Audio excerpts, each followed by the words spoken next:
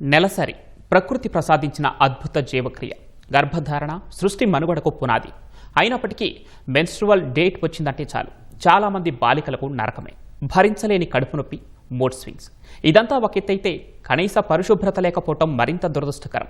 Sanitary న్యాప్కిన్లు వాడకపోవటమో, అవగాహన లేకపోవడమో కారణం ఏదైనా సర్వైకల్ క్యాన్సర్, PCOS వంటి సమస్యలకు ఇక్కడే బీజం పడుతోంది. అందుకే నెలసరి ఆరోగ్యంపై ప్రత్యేక శ్రద్ధ పెట్టాల్సిన అవసరం ఎంతైనా ఉంది. ఇవాళ అంతర్జాతీయ ఋతుస్రావ పరిశుభ్రత దినోత్సవం వేళ ఋతుస్రావ ఆరోగ్యం, హార్మోన్ల సమతుల్యతపై వైద్య నిపుణుల సూచనలు, సలహాలపై ప్రత్యేక కథనం.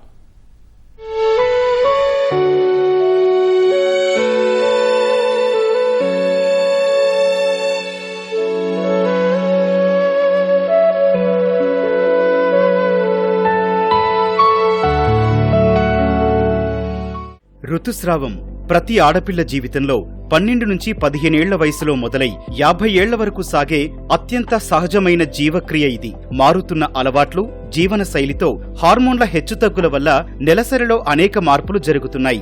కౌమార దశకు ముందే అమ్మాయిల్లో ఋతుస్రావం మొదలైపోతుంది. జంక్ ఫుడ్ తో శరీరంలో కొవ్వు పెరగడం, అండాల ఉత్పత్తి ఆగిపోవడంతో పాలిసిస్టిక్ ఓవేరియన్ సిండ్రోమ్ PCOS లేదా మెటబాలిక్ ఓవేరియన్ సిండ్రోమ్ తో బాధపడుతున్నారు. ఓవర్ బ్లీడింగ్, క్రాంప్స్ లాంటి సమస్యలతో బాలికలు, మహిళలు నలిగిపోతున్నారు. వీటన్నింటికీ చెక్ పెట్టేలా హార్మోన్స్ ఎలా బ్యాలెన్స్ చేసుకోవాలో వైద్య నిపుణులు వివరించారు. సో యంగ్ అమ్మాయిల్లో వాళ్ళ బరువు పెరుగుతూ ఉంటే వాళ్ళ శరీరంలో ఉన్న ఫీమేల్ హార్మోన్స్ని మేల్ హార్మోన్స్ కింద, అంటే టెస్టోస్టెరాన్ కింద మారుస్తుంది. ఇలా మార్చడం వల్ల ఈ టెస్టోస్టెరాన్ అన్నది ఆ ఓవరీలో పనిచేసి ఆ ఓవరీలో అమ్మాయిలకు పెరగాల్సిన ఫాలికల్స్ అనే వాటిని పెరగకుండా చేస్తుంది.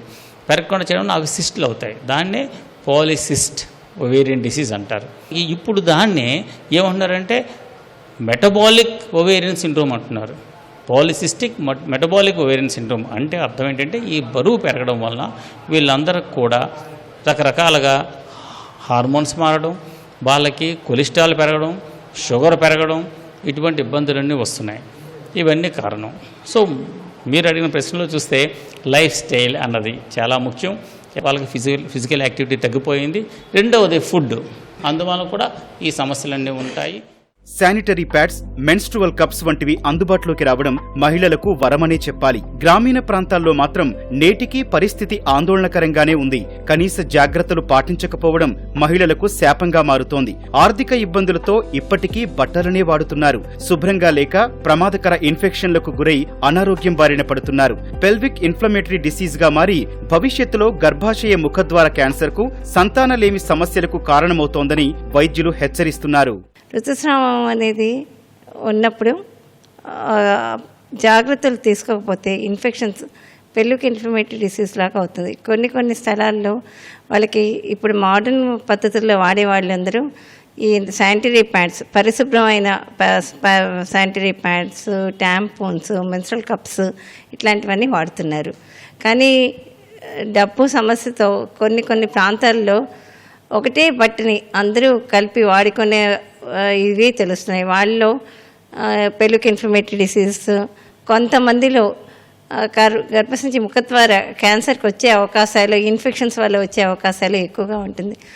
ఎవరన్నా ఏదన్నా రక్తస్రావం అరికెట్టేటప్పుడు కనీసం ఒక 6 నుంచి 12 గంటల లోపల తప్పకుండా అది మార్చాలి. లేకపోతే ఇన్ఫెక్షన్స్ ప్రబలే అవకాశాలు ఎక్కువ ఉంటాయి.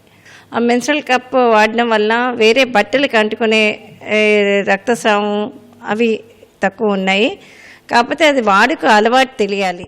పీరియడ్స్ పై సమాజంలో ఇప్పటికీ ఎన్నో అపోహలు నెలసరి సమయంలో పక్కన పెట్టడంతో అమ్మాయిల్లో ఆత్మన్యూనతా భావం పెరుగుతుందని అధ్యయనాలు చెబుతున్నాయి. మెన్స్ట్రువల్ సైకిల్ సహజ ప్రక్రియ అని పాఠశాల స్థాయి నుంచే కౌన్సిలింగ్ ఇస్తేనే సమాజంలో మార్పు వస్తుందంటున్నారు. జనరల్ గా మెన్స్ట్రువల్ సైకిల్స్ అనేవి నార్మల్ గా సహజంగా జరుగుతాయి. ప్రతి అమ్మాయి లైఫ్ లో జరిగేవి. ఇవి ఎలాంటి ఇంప్యూరిటీ కాదు. ఏదైతే రక్తస్రావం జరుగుతుందో అది జస్ట్ ఒక మన యుట్రస్ లో ఉండే ఒక లైనింగ్ అది షెడ్ అవ్వడం తప్ప అదేం ఇంప్యూరిటీ కాదు. ఎక్సర్సైజ్ లాంటివి జనరల్గా అడ్వైస్ చేయం, బికాజ్ ఈ పెయిన్స్ ఇలాంటివి ఉంటాయి కాబట్టి. రిమైనింగ్ అదర్ యాక్టివిటీస్ అన్నీ చేసుకోవచ్చు. హైజీన్ అనేది మెయింటైన్ చేయడం వల్ల దానివల్ల ఎలాంటి ఇబ్బందులు అనేవి రావు ఎవరికి కూడా.